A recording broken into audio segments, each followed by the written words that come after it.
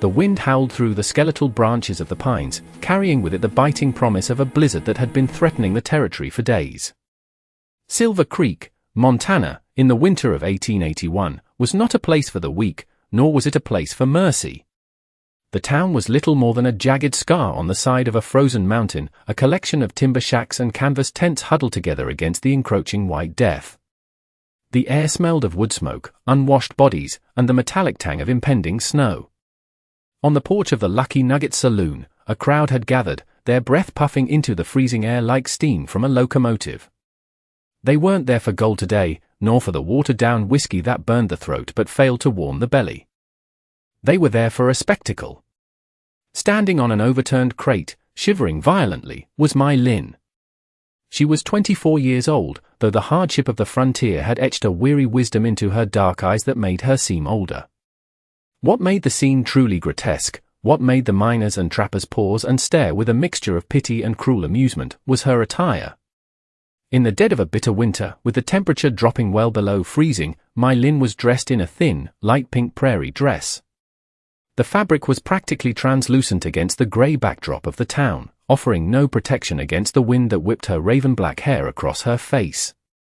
Her skin, usually a warm olive, was pale and tinged with blue at the lips. She hugged herself, her knuckles white, refusing to meet the gaze of the men who surrounded her. Standing on either side of her were her father, Chen, and her older brother, Wei. They were dressed in heavy wool coats and fur-lined caps, a stark contrast to the shivering woman between them. Chen, a man whose face was a map of deep wrinkles and hardened resolve, looked at his daughter not with love, but with the cold calculation of a merchant inspecting damaged goods. "Look at her," Wei sneered, addressing the crowd. "Useless hands. Too old to marry. Too weak to mine. A mouth that eats but gives nothing back."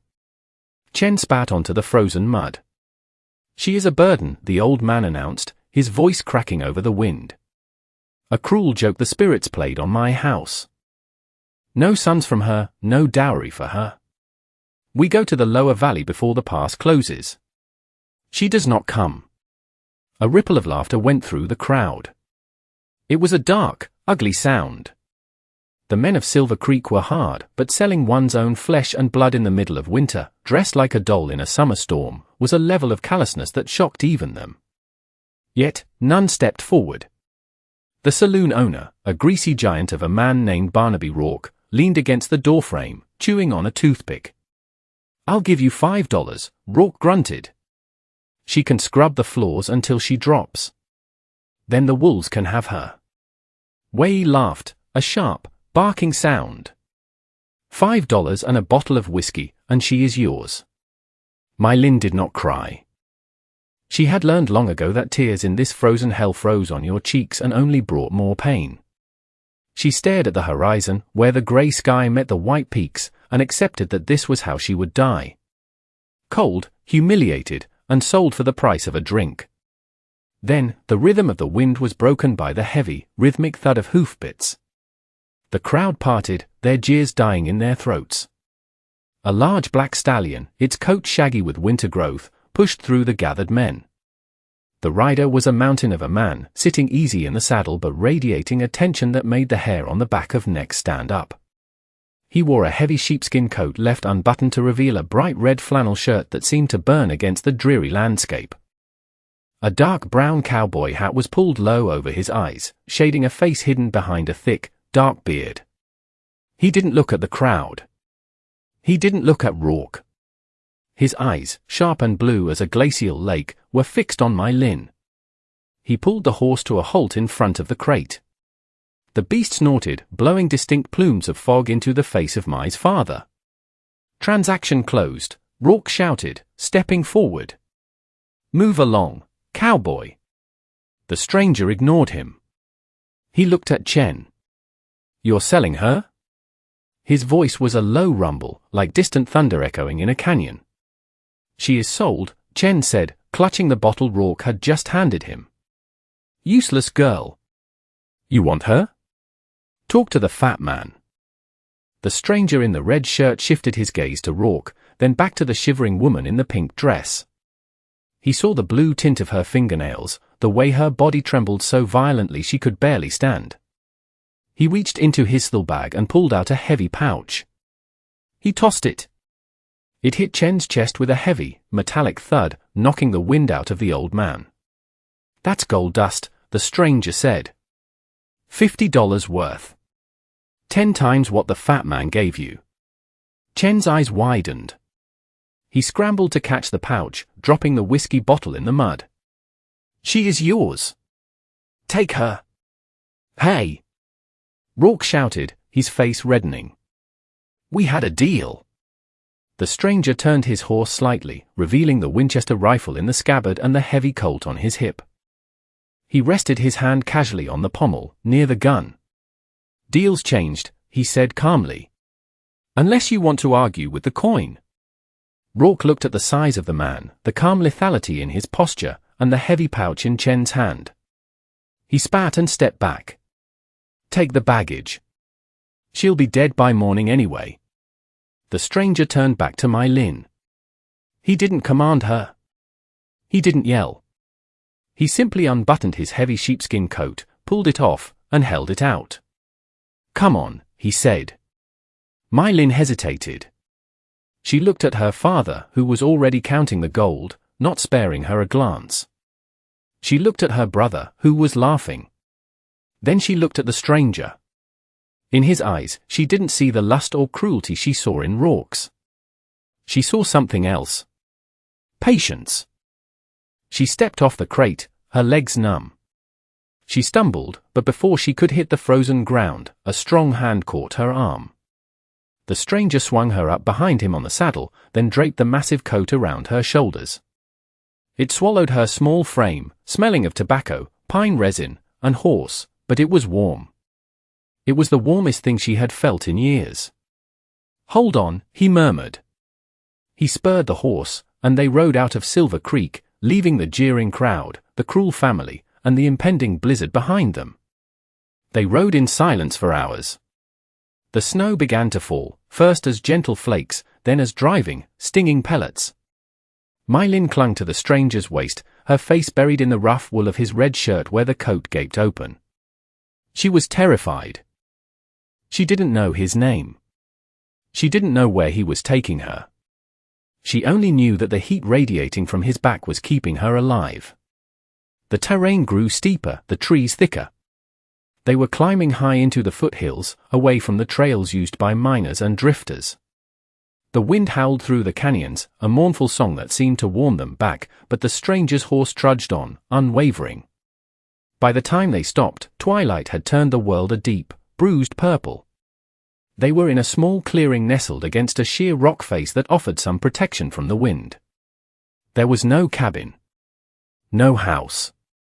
Just a three-sided lean-to made of rough logs and canvas, half buried in a drift. The stranger swung down and reached up to help her. Mai Lin's legs gave way when she hit the ground, her muscles frozen stiff. He caught her again, easily lifting her and carrying her into the shelter. He set her down on a pile of furs near the back wall. "Stay put," he said. Mai watched as he worked. He moved with an efficiency that was mesmerizing. Within minutes, he had cleared the snow from the fire pit, shaved dry wood from the heart of a log, and struck a spark. A fire roared to life, pushing back the shadows and the biting cold. He brought in his saddlebags, tended to the horse, and then finally sat down across the fire from her. He pulled a strip of jerky and a tin of beans from his bag. He warmed the beans near the coals, then handed the tin and a spoon to her first. "Eat," he said. Mai Lin took the tin, her hands trembling. "Thank you," she whispered. It was the first time she had spoken. He nodded, taking a piece of jerky for himself. "Name's Nathaniel." "Nate." "I am Mai Lin," she said softly. "Mai Lin," he repeated, testing the sound. He nodded again. "Well, Mai Lin, this ain't much. The storm came on faster than I thought. I've been hauling logs for a month, meaning to build a proper cabin. Got the timber cut, but the walls aren't up. We'll have to make do with the lean-to for now." Mai looked around the small, open-faced shelter.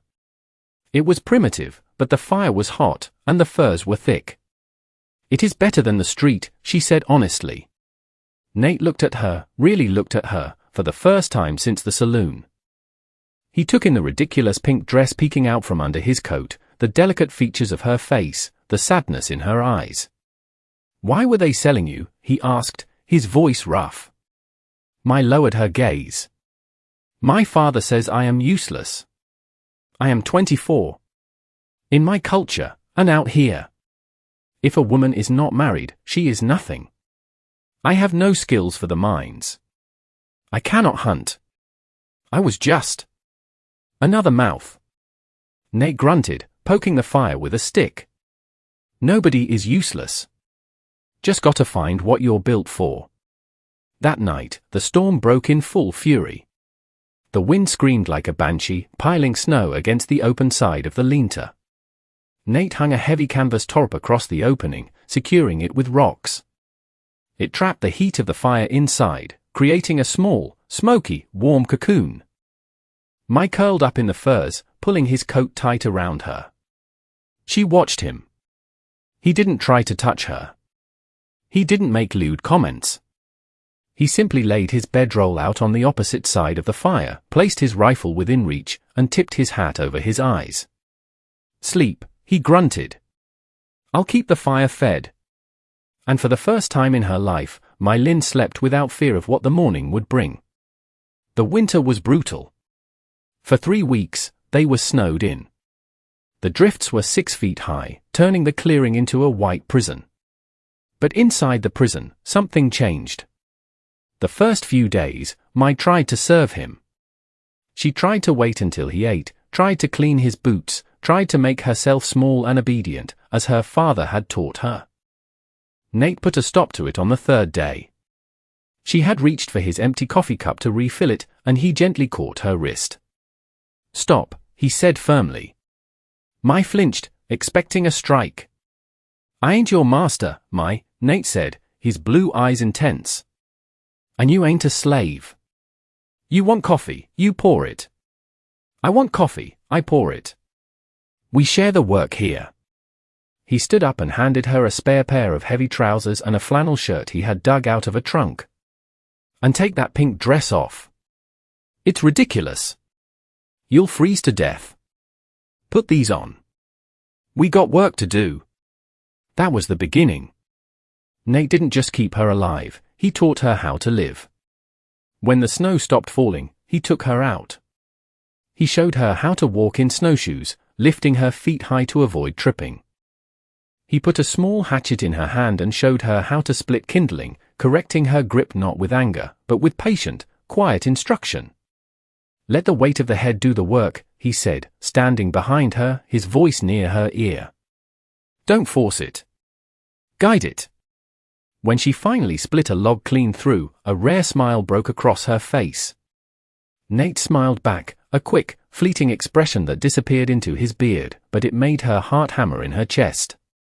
He taught her to read the signs of the forest. He showed her the difference between wolf tracks and coyote tracks. He taught her how to check the snares he set for rabbits. One evening, as they sat by the fire, the wind howling outside, Mai looked at him. He was carving a piece of cedar, his knife moving with fluid grace. "Why are you alone out here, Nate?" she asked. The knife stopped. Nate stared into the flames for a long time. "I wasn't always," he said quietly.